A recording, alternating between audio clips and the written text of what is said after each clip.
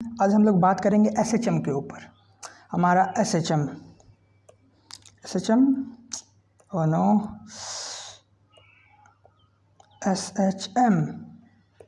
Simple harmonic motion. अब जब हम लोग एसएचएम के बारे में बात कर रहे हैं तो हम लोग एसएचएम होता क्या है। तो हमारे सिलेबस में when you look at the syllabus of JEE advance, तो हमारे सिलेबस में एसएचएम को अप्रोच करने का सबसे पहला तरीका है एक स्प्रिंग ऑक्सीलेशन को हम लोग अप्रोच करते हैं, जिसमें एक स्प्रिंग होता है।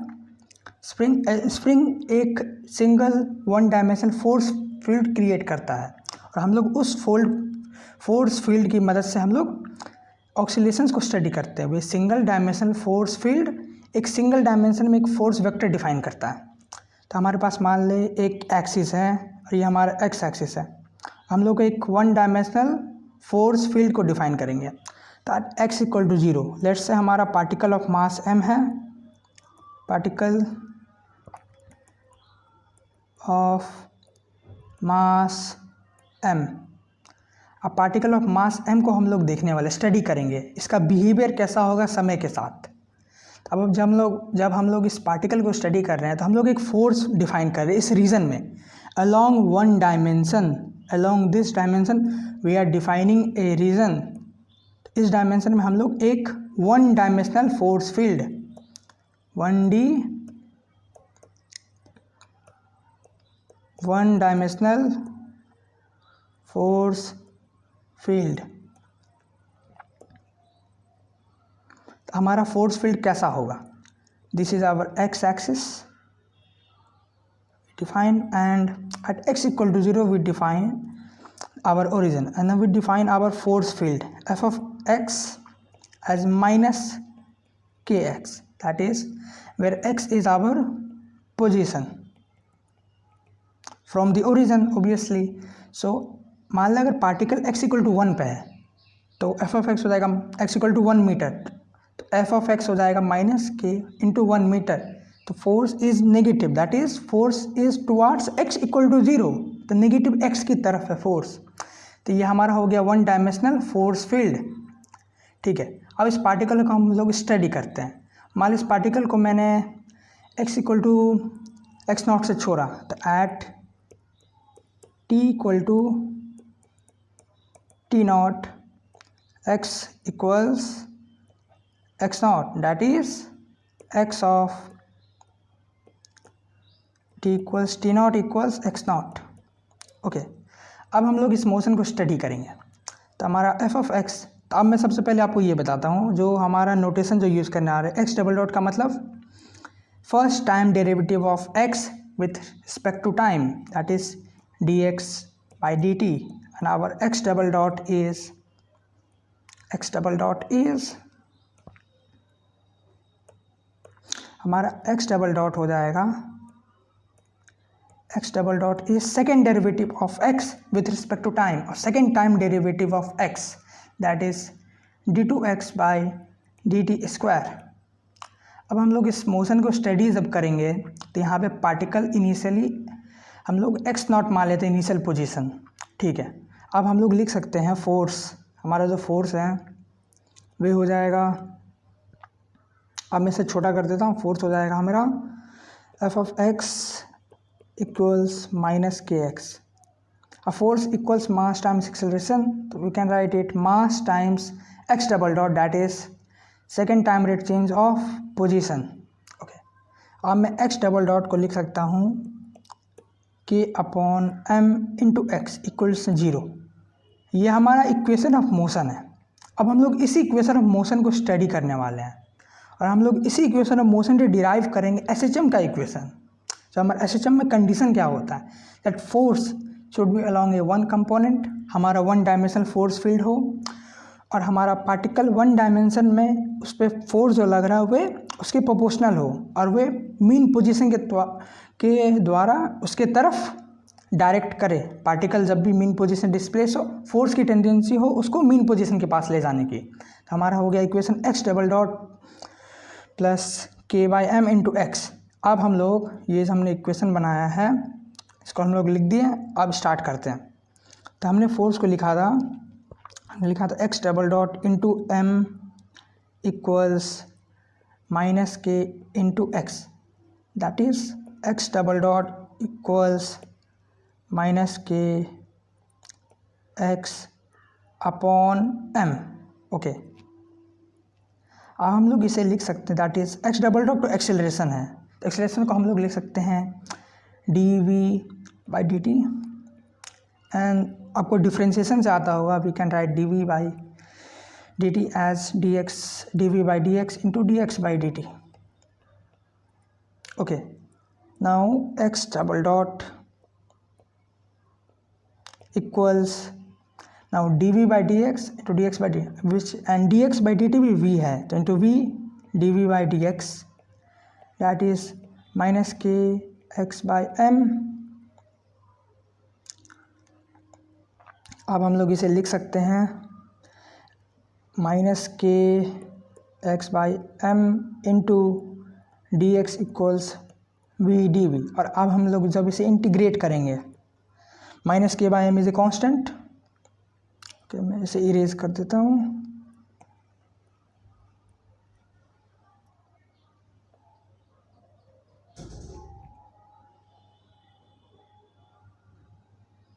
अब हमारे इक्वेशन ऑफ मोशन है माइनस के by m into X D X equals V D V. अब इस इक्वेशन को हम लोग इंटीग्रेट कर सकते हैं। मान लें हमने माना इनिशियल पोजीशन x नॉट है, initial position is x nought, to integrate this term to x nought to x is position at time t and x naught is position at time t equals t naught, and we assume that speed or velocity which is v naught at t equals t naught and v at time t equal to t. So we write position at time t equal to t as x and position at time t equals t naught x naught and velocity at t equals t naught as v naught and velocity at time t equals t as v। हमने ऐसा बना दिया। अब हम लोग इस integration को solve कर सकते हैं, तो माइनस के by m into integration of x D X is X square by 2, our limit is from x equals x nought to x। हम लोग इसे लिख सकते हैं v square by 2 from v nought to v। और अगर हम लोग इनिशियल वेलोसिटी को time t equal to t nought पर वेलोसिटी 0 माने, मतलब हम लोग ने पार्टिकल को डिस्प्लेस किया, ओरिजिन से मीन पोजीशन से डिस्प्लेस करके x नॉट पोजीशन पर लाया और छोड़ दिया।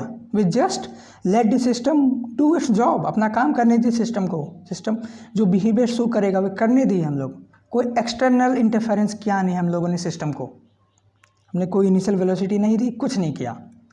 अब हम लोगों ने लिख सकते हैं माइनस के by m into x square by 2 को बाहर निकाल सकते हैं, X square minus x not square equals, अब हम लोग लिख सकते हैं इसे V square by 2 minus V nought square by 2। अब अगर मैं मान लूँ velocity at time t equals t nought to be 0, that is v nought is 0, तो हम लोग लिख सकते हैं वी स्क्वायर बाई 2 इक्वल्स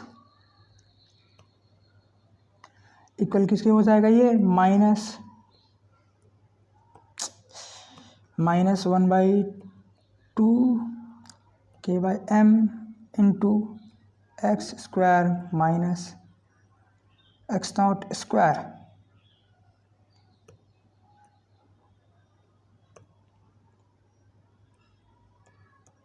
अब ये हमारा हो गया वेलोसिटी का इक्वेशन। हमने पोजीशन का इक्वेशन अब हमें निकालना है। हमें फर्स्ट इक्वेशन क्या मिली थी, जो पोजीशन और एक्सेलरेशन को रिलेट करता है, वे हमें इक्वेशन मिली थी हमने जो कंडीशन में माना था, हमने जो फोर्स फील्ड को डिफाइन किया था। अब हमें इक्वेशन ऑफ स्पीड मिल जाएगा, तो हम लोग लिख सकते हैं वी स्क्वायर इक्वल्स माइनस के by m into x square minus x not square. ठीक है, अब हमें इतना कॉम्प्लिकेटेड फंक्शन मिला वेलोसिटी का, velocity as a function of position. अब हम लोग जब पोजीशन निकालेंगे तो और कॉम्प्लिकेट होने लगेगा, हमारा सिचुएशन धीरे धीरे कॉम्प्लिकेटेड होते जा रहा है। तो हम लोगों ने ट्रिक क्या बनाया, जो अगर हम लोग आगे जाए, हम लोगों ने पीछे क्या किया था, हम लोगों ने one dimensional force field define किया। x इक्वल टू 0 पर हमारी मीन पोजीशन है जहाँ फोर्स इज 0, और जब भी पार्टिकल को हम along right along left displace कर रहे हैं उस पर एक फोर्स लग रहा है, तो वह फोर्स है प्रोपोर्शनल टू x, HHM होगा। अब हम लोग ने देखा, जो हमने इक्वेशन ऑफ मोशन लिखा x double dot plus k by m into x, इस इक्वेशन को गौर से देखिए तो अगर हम लोग इस पर मैथमेटिक्स लगाएं, एक सिंपल मैथमेटिकल ट्रिक, हमें जो डिफरेंशियल इक्वेशन सॉल्व करने आता है, उस डिफरेंशियल इक्वेशन से अगर हम लोग इस इक्वेशन को सॉल्व करें x के लिए, वेयर x पोजीशन है, तो हमें position as a function of time मिल जाएगा, क्योंकि हमारा इक्वेशन क्या था original, x double dot that is d2x by dt square plus k by m into x as a function of time हमने माना है, इक्वल्स 0। इस इक्वेशन के सॉल्यूशंस क्या होते हैं, अगर मैं इस इक्वेशन का सॉल्यूशन लिखूं तो हमें क्या मिलेगा, हम इस इक्वेशन का सॉल्यूशन आता है मैथमेटिक्स से, हमें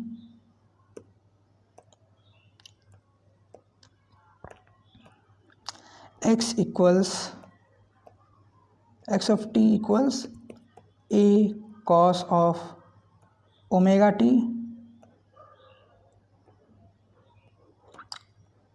plus b sine of omega T.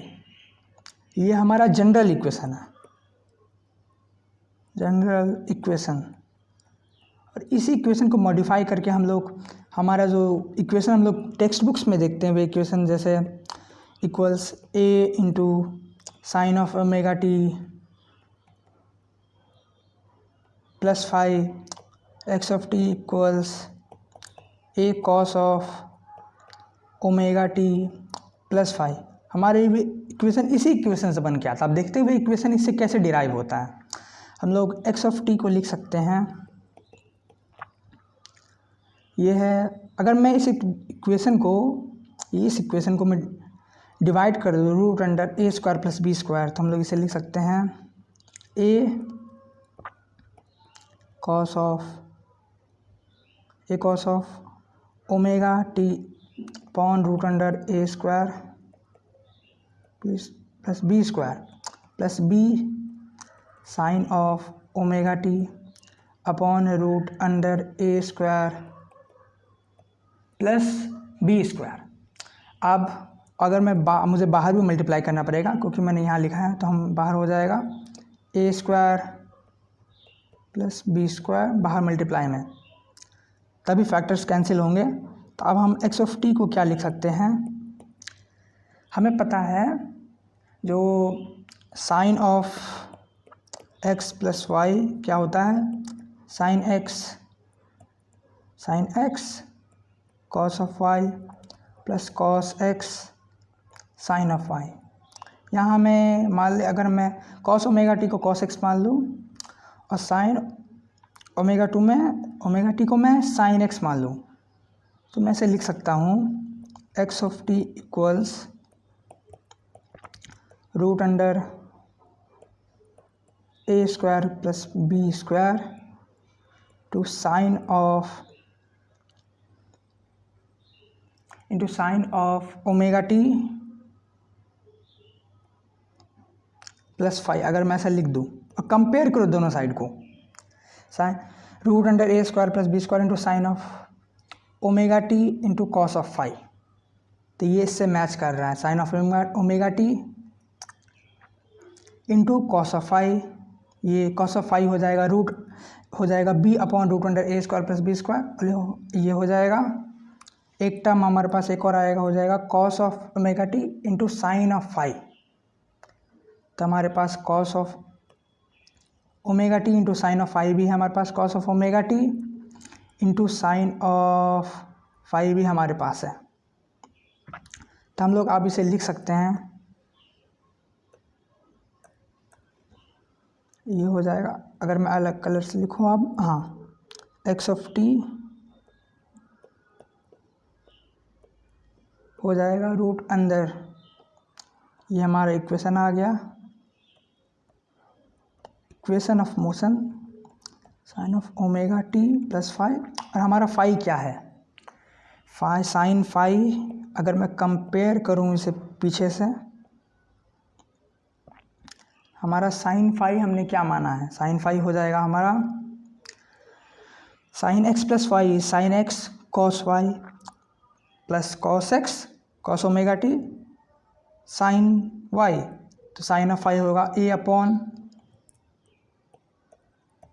Root under a square plus b square. तो हमारा कॉस ऑफ फाई तब क्या हो जाएगा, कॉस ऑफ फाई हम लोग माने हैं यहाँ पे b upon root under a square plus b square. तो tan ऑफ फाई हो जाएगा हमारे पास, tan of phi equals a upon b, implies that phi equals tan inverse a upon b। तो हमारे इक्वेशन ऑफ मोशन क्या मिला हमें, x of t equals root under a square plus b square into sine of omega t plus phi, जहाँ पे हमारा phi क्या है, tan inverse a upon b। तो ये इक्वेशन, और हमने पीछे से इक्वेशन लिखा x of t equals a sine omega t plus phi, दोनों मैच कर रहे हैं। अब हम लोग अगर इक्वेशन चाहिए x of t equals b cos omega t plus phi, तो हम लोग ने जैसे sine x plus y use किया, हम लोग cos x plus y use कर सकते हैं और हमें सेम इक्वेशन मिल जाएगी। तो अब मैं इसे लिख सकता हूँ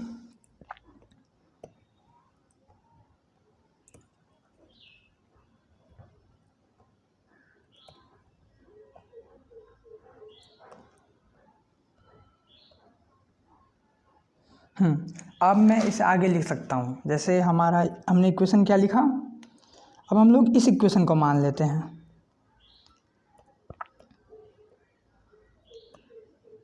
x equals a sine of omega t plus phi. अब ये फाई और a क्या है, दीज आर इनिशियल कंडीशंस।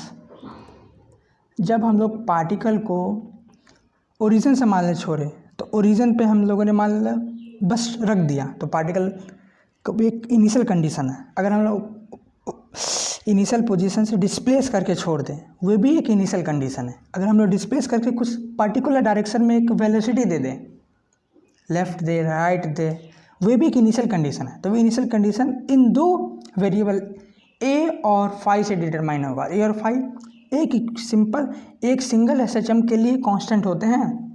कैसे डिटरमाइन करेगा, मान लें हमारे पास, अगर मैं ये प्रॉब्लम लिखूँ, मान लें question, what is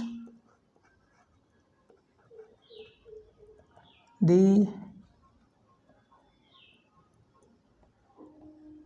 equation of particle if at t equals 0 it is at x equals a by root 2 and going in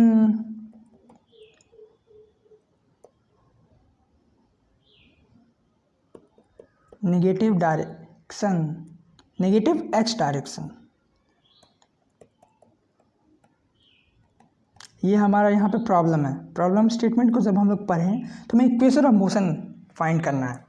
equation क्या दिया है, what is equation of motion find करना है। तो हमें क्वेश्चन बोल रहा है इक्वेशन ऑफ मोशन, जब पार्टिकल इनिशियली, जब हमने क्लॉक को स्टार्ट किया, पार्टिकल का initial position a upon root 2 है और वो नेगेटिव x डायरेक्शन में जा रहा है। तो इस प्रॉब्लम को हम लोग सॉल्व कैसे करेंगे, तो यहाँ पे मैं सोल्यूशन लिखूँगा, नीचे।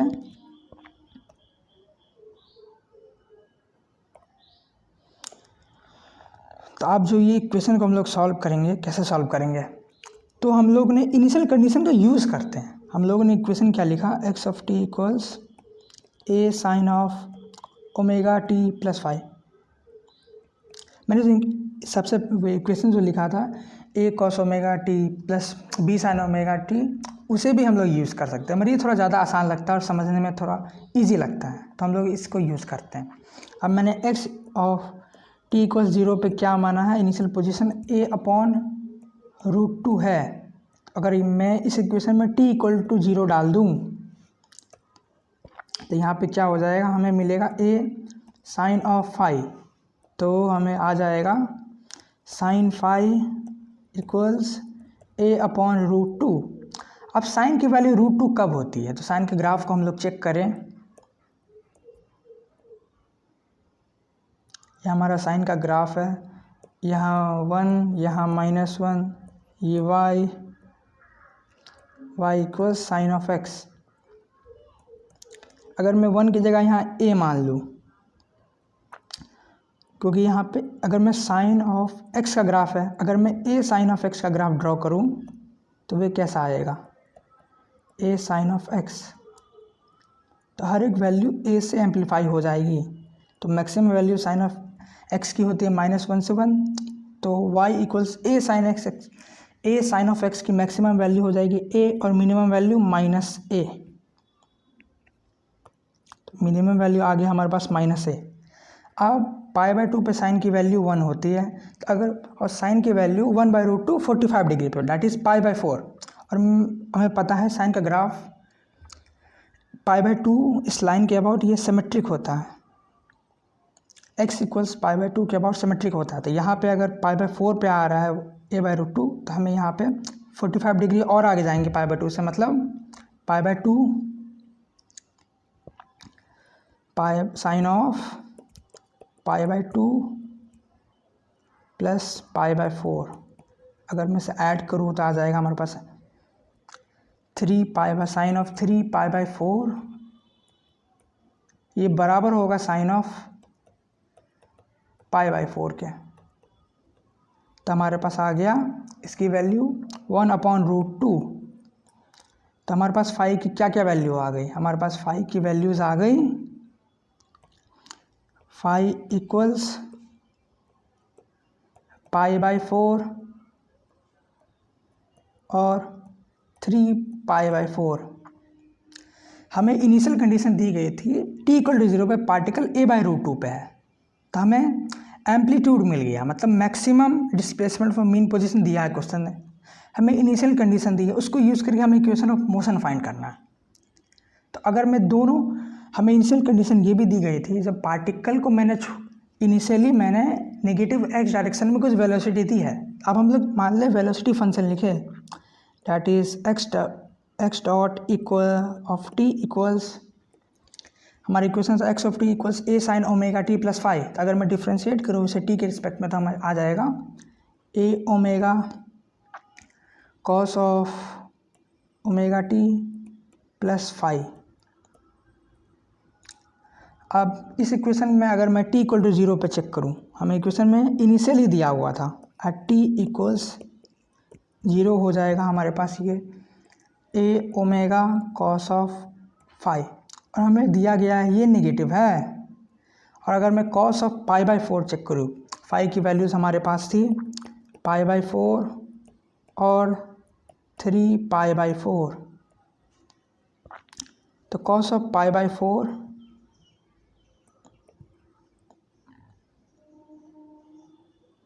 cos of π/4 is greater than 0, मगर cos ऑफ 3 π/4 0 से छोटा है। तो अब मैं इसे आगे चेक करूं तो हम लोग क्या वैल्यू लेंगे फाई का, π/4 पे बड़ा है मगर हमें छोटा चाहिए, और a और ओमेगा तो पॉजिटिव है हमेशा, ग्रेटर देन 0, a और ओमेगा पॉजिटिव है, पॉजिटिव कांस्टेंट कि एक पार्टिकुलर SHM के लिए। तो मैं फाई की वैल्यू π/4 नहीं लूँगा, 3 π/4 लूँगा, जहाँ पे इनिशियल वेलोसिटी नेगेटिव आ रही है, तो हमारे इक्वेशन ऑफ मोशन क्या आ गया, हमारे इक्वेशन ऑफ मोशन आ गया,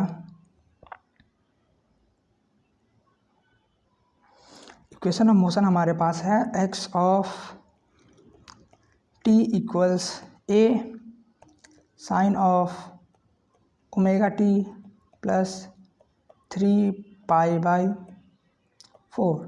इसे हम साइन कॉस के साथ भी लिख सकते हैं, तो ऐसे हो जाएगा a sine of omega t plus π/2 plus π/4।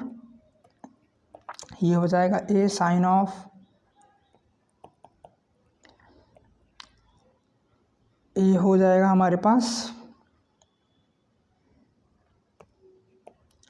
हमें पता है जो sine of π/2 plus x is cos of x, तो हम लोग लिख सकते हैं इसे a cos of omega t plus π/4। ये हमारी दोनों इक्वेशन ऑफ SHM सही है। ये क्वेश्चन हमारा ख़त्म होता है। अब हम लोग ने SHM के बेसिक जान लिए, तो हम लोग अब SHM में आगे बढ़ेंगे। हम लोग सीखेंगे SHM को यूनिफॉर्म सर्कुलर मोशन से कैसे रिलेट करें। SHM and UCM, SHM and uniform circular motion. तो हम लोग SHM को अब यूनिफॉर्म सर्कुलर मोशन से रिलेट करेंगे, तो इसके लिए हम लोग सबसे पहले क्या मानेंगे, हम लोग मानेंगे एक पार्टिकल जिसका मास m हो और एक सर्कल में मूव करे, यूनिफॉर्म सर्कुलर मोशन को फॉलो करे।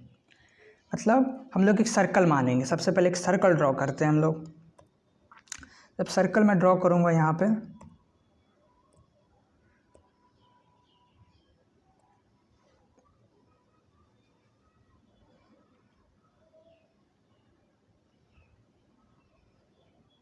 यहाँ पे मैं एक सर्कल ड्रॉ कर रहा हूँ। ये हमारा XY एक्सिस है, X और Y, और एक सर्कल है ये। क्योंकि यूनिफॉर्म सर्कुलर मोशन है तो पार्टिकल एक सर्कुलर ट्राजेक्टरी को फॉलो करेगा। XY प्लेन में हम लोग मानते हैं। हमारा सेंटर है ओरिजिन पे, पार्टिकल का मास m है, तो मान ले किसी टाइम t पे एट t इक्वल्स 0 पार्टिकल, मान ले सर्कल का रेडियस a है। अब हम लोग SHM में जानते हैं a एम्पलीट्यूड है, मतलब मीन पोजीशन डिस्प्लेस करेंगे तो क्या होगा, मीन पोजीशन डिस्प्लेस करेंगे तो कितना मैक्सिमम डिस्प्लेसमेंट है मीन पोजीशन वे a है। अब हम लोग रिलेट कर रहे हैं तो हम लोग मान लेते हैं जो रेडियस की वैल्यू इस सर्कल की a है, एक पॉजिटिव कांस्टेंट है, और ये एक यूनिफॉर्म सर्कुलर मोशन है, तो मैं ओमेगा को मानूंगा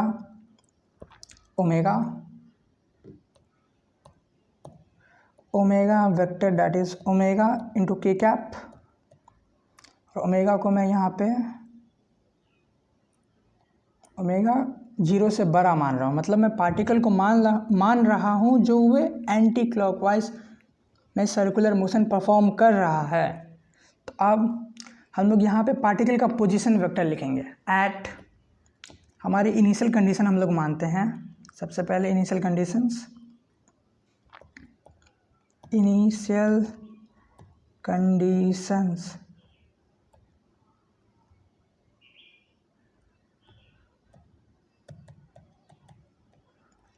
इनिशियल कंडीशन जो हमारे पास है वे है एट t इक्वल्स 0। हम लोग थीटा को सबसे पहले लिखते हैं। थीटा हो जाएगा हमारे पास theta naught plus omega t, जहाँ पे theta at t equals 0 is theta naught. हमारे पास थीटा का इक्वेशन मिल गया। हम लोग लिख सकते हैं आप इस पार्टिकल का पोजीशन वेक्टर, पार्टिकल का मास m है, मास m। अब मैं यहाँ पे पोजीशन वेक्टर लिख सकता हूँ as a function of time r of t। क्या मैं लिख सकता हूँ यहाँ पे पार्टिकल t इक्वल 0 पे हमारे पास थीटा नॉट एंगल बना रहा। अब मान ले t इक्वल्स t पे, टाइम किसी t इक्वल्स t पे एट t इक्वल्स t,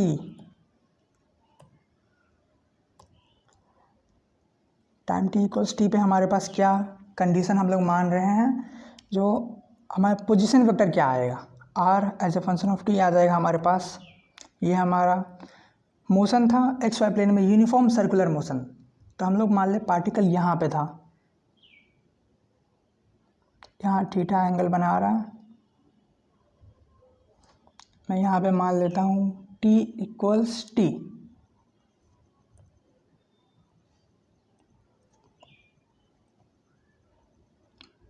तो यहाँ पे हमारे पास आ जाएगा r of t, position vector हमारे पास आ जाएगा a x component a cos theta i plus a sine of theta j cap. ये आ गया, हमें पता थीटा क्या है, तो r ऑफ t हो जाएगा हमारे पास a cos of omega t plus theta not i cap plus a sine of omega t plus theta not j cap. हमें ये मिल गया। अब हम लोग x हमें पोजीशन फंक्शन मिल गया, हमें पोजीशन वेक्टर मिल गया इस पार्टिकल का किसी टाइम t पे। वे आया था a cos of omega t plus theta not i cap plus a sine of omega t theta not j cap. तो अब मैं इसे लिख सकता हूँ, इस पार्टिकल का एक्स पोजीशन क्या है, पार्टिकल का इक्वेशन का एक्स कंपोनेंट लिख सकता हूँ मैं पोजीशन वेक्टर का। एक्स कंपोनेंट हो जाएगा a cos of omega t plus theta not, और y में लिख सकता हूँ y of t as a sine of omega t plus theta not. अब मैं यहाँ पे लिख सकता हूँ इसे, जो x हमें x ऑफ t मिल गया, y ऑफ t मिल गया। अब ये इक्वेशन हमें SHM की तरह दिख रही है, दोनों इक्वेशन। यहाँ पे theta naught is initial condition, a is also initial condition, is also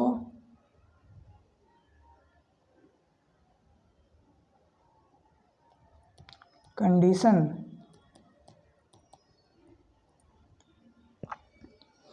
अब हमें मिल गया x पे x पोजीशन और y position, y coordinate x coordinate दोनों टाइम का function.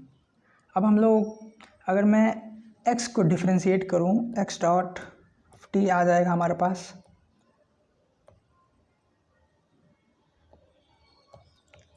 a minus A omega sine of omega t plus theta not. और मैं फिर से टाइम के साथ डिफरेंशिएट करूं तो x double dot that is acceleration हमारे पास आ जाएगा minus A omega square cos of omega t plus theta not. और मैं अब x डबल डॉट को लिख सकता हूँ as a function of time equals minus omega square x of t, क्योंकि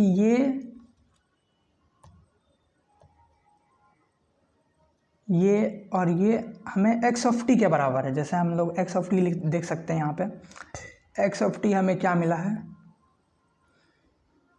अब हमें दिख रहा है जो हम लोग एक्सेलरेशन x कंपोनेंट में that is proportional to the position, मतलब यहाँ पे हम लिख सकते हैं m into x double dot of t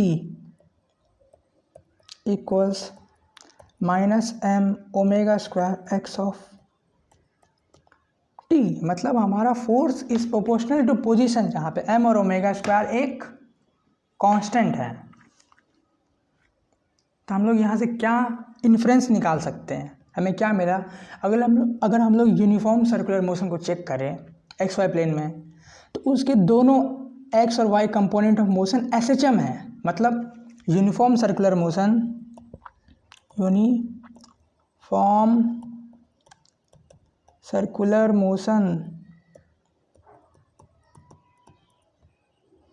in xy plane with center at origin is superposition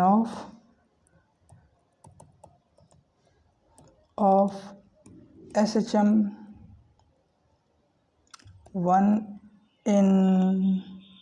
along x-axis and other along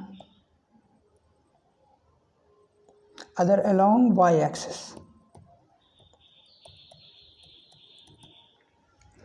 अब अगर मैं यहाँ पे चेक करूँ, ये मिल गया uniform circular motion in x y plane with centre at origin is superposition of SHM one along x-axis and other along y-axis। अब हम लोग यहाँ पे क्या कर सकते हैं, जो x component of uniform circular motion is SHM, y component of uniform circular motion is SHM, तो projection of uniform circular motion along the axis is simple harmonic motion। तो हम लोग यहाँ पे क्या बोल सकते हैं, then the projection of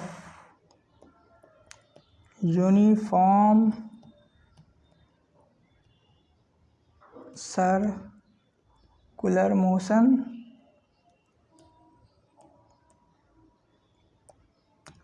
is along projection uniform circular motion along the axis, that is x and y,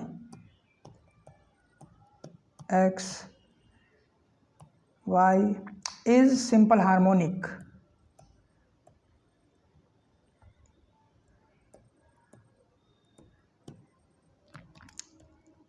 तो हमने प्रूफ कर दिया, जो यूनिफॉर्म सर्कुलर मोशन का जब हम लोग एक्स और वाई एक्सिस पे प्रोजेक्शन लेते हैं तो हमें दो पार्टिकल्स मिलते हैं जिनका मास m है। हमने यूनिफॉर्म सर्कुलर मोशन में पार्टिकल का मास m माना था, दो पार्टिकल मिलते हैं जिनका मास m है और वे एम्पलीट्यूड a के साथ oscillations, simple harmonic oscillations perform कर रहे हैं। That is uniform circular motion is superposition of two SHM, that is one along x axis and other along y axis. इन दोनों का सुपर पोजिशन से हमारा यूनिफॉर्म सर्कुलर मोशन बना है। तो आज की वीडियो के लिए बस इतना ही। अगले वीडियो में बात करूंगा मैं फेजर्स के ऊपर। Next video on SHM phasors. SHM phasor में हम लोग देखेंगे हम लोग ये इनिशियल कंडीशन कैसे निकालें और ये फेज़र हमें अप्लाई क्या मदद करेंगे। फेज़र हमें मदद करेंगे बहुत सारे SHM की प्रॉब्लम्स को जल्दी सॉल्व करने के लिए। हम लोग इक्वेशन लिख के सॉल्व कर सकते हैं, इनिशियल कंडीशन डिटरमाइन कर सकते हैं, हम लोग एक्स एक्सिस के अलोंग बना सकते हैं जो इनिशियली कहाँ है, कैसे मोशन होगा। अगर हम लोग यूनिफॉर्म सर्कुलर मोशन की मदद से रिलेट करें SHM को तो हमारा प्रॉब्लम सॉल्व करना आसान हो जाता है। कि हमने देखा है जो अगर हमारे पास एक सर्कुलर मोशन है x along x and y axis और ये यहाँ पे पार्टिकल है हमारा, तो ये पार्टिकल जैसे जैसे सर्कल पे मूव कर रहा है उस पार्टिकल का कंपोनेंट एक्स और वाई कंपोनेंट वे भी मूव कर रहे हैं अलोंग एक्सिस।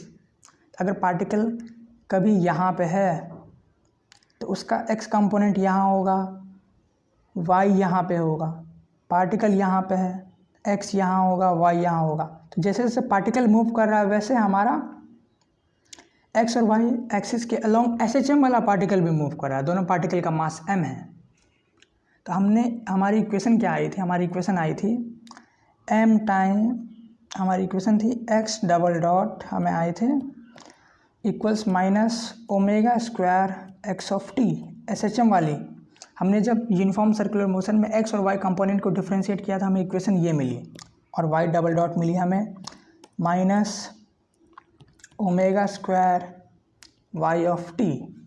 और अगर मैं इस इक्वेशन में मान लूँ ओमेगा को रूट अंडर के बाई एम, जैसे हम लोग जब स्प्रिंग ऑक्सीलेशन स्टडी करते हैं, हुक्स लॉ की मदद से स्प्रिंग का ऑक्सीलेशन स्टडी करते हुए सिंपल हार्मोनिक आता है, और हम लोग रूट अंडर ओमेगा बाई के को हम लोग रूट अंडर के बाई एम को हम लोग ओमेगा मानते हैं, तो ओमेगा स्क्वायर हमारे पास आ जाता है के बाई एम। तो अगर हम लोग सर्कुलर मोशन में ओमेगा क्वांटिटी डिफाइन करें, जिस यूनिफॉर्म सर्कुलर में हमारे पास जो ओमेगा है एंगुलर वेलोसिटी ओमेगा वेक्टर, उसको अगर मैं रिलेट कर दूँ एक्स कांस्टेंट के साथ और उसके मास के साथ, तो हमारे पास यूनिफॉर्म सर्कुलर मोशन और उसका प्रोजेक्शन एसएचएम के साथ रिलेट हो जाता है।